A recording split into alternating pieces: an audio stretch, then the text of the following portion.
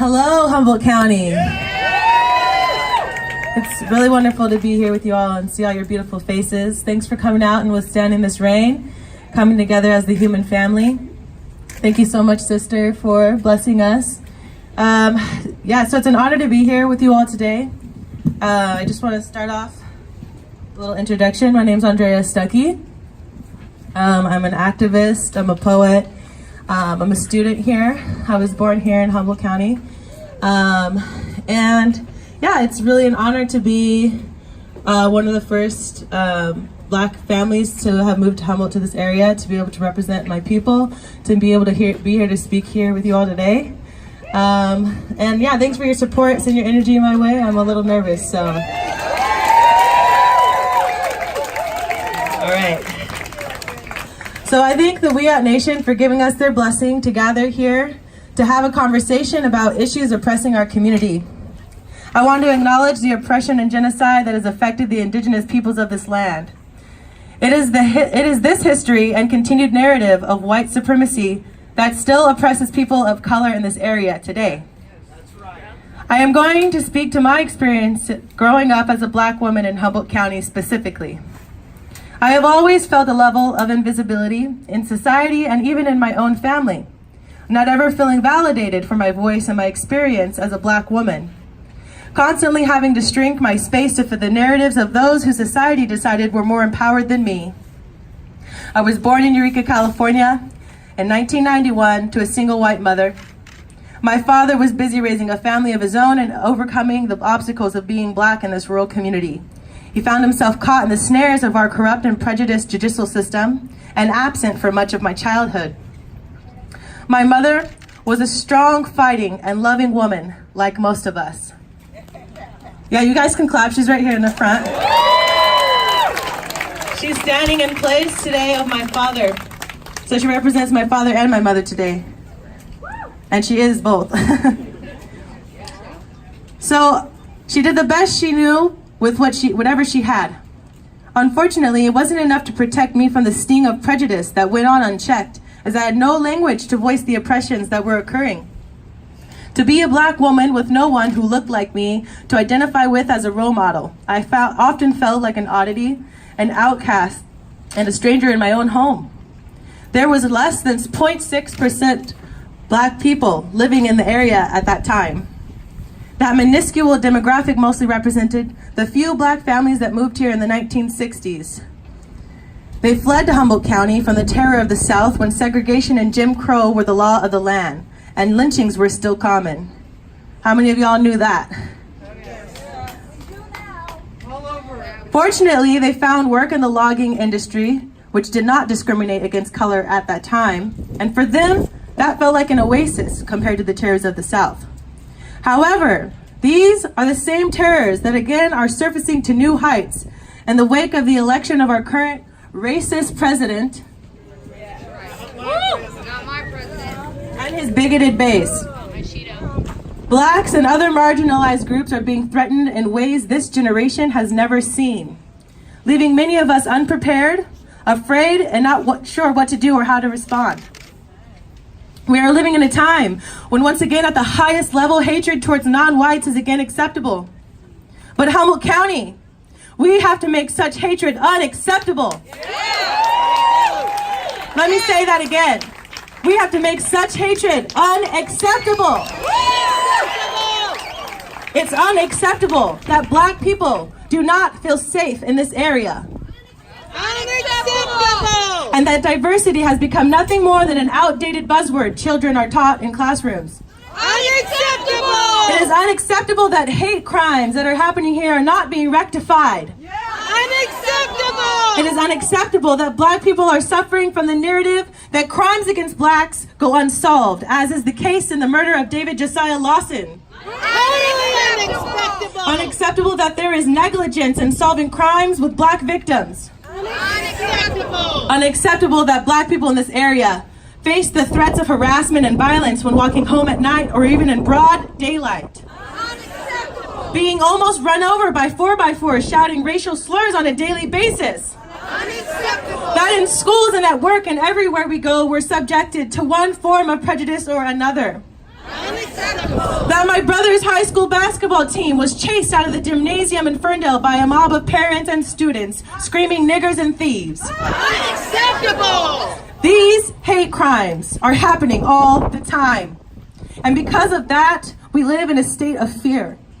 There are some individuals who applaud such actions and take pride in the way these hate crimes silence the black people in this community.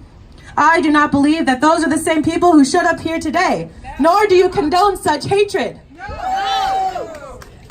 If not only being overtly racist was enough to fix this, but the time for passivity has long passed. Standing idly by is one of the most harmful acts of all. Let this quote from Angela Davis inspire you. I am no longer accepting the things I cannot change. I am changing the things I cannot accept.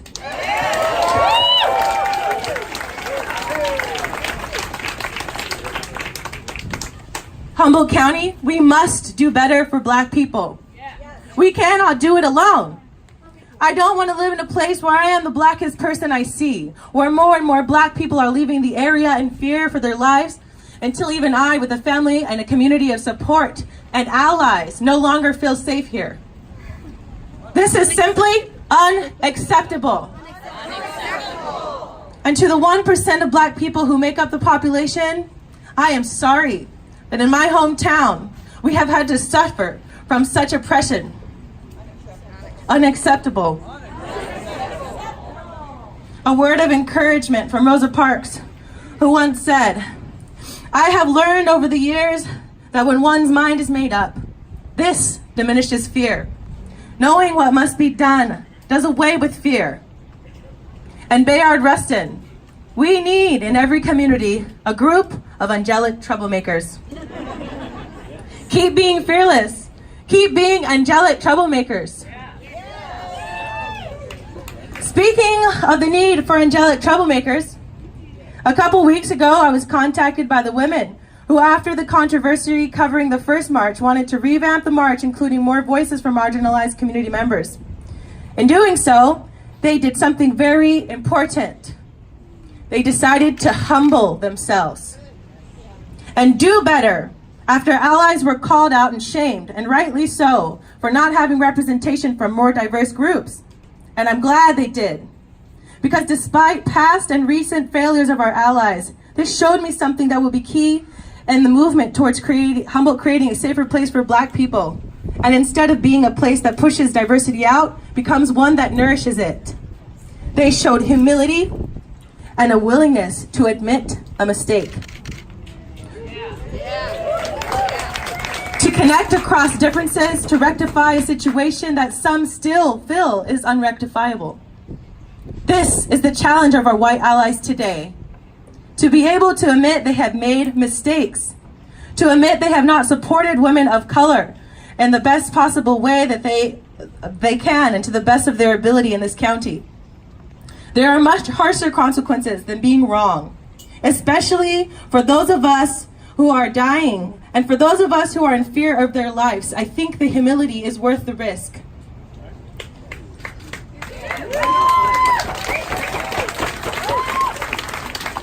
Your humility gives me hope today as a woman of Humboldt County. That you do have the capacity to be better allies. To join us black people and other minorities in being the angelic troublemakers that Humboldt County needs. I saw something else that gave me hope. I saw for the first time in my life at a poetry reading, this last week actually. Sorry, my paper's just flying away. I saw for the first time in my life at a poetry reading, white allies create a space safe enough for black people to open up and share personal, deep, vulnerable things about their lives here. And unfortunately, most of those narratives told of feelings of terrorism of living here as a black person. But the magic was that white people held space and listened, just listened. And instead of being offended, lovingly held space. Humboldt County did that for a small group of black people. But still, it brought me hope that a predominantly white space was able to nurture diversity.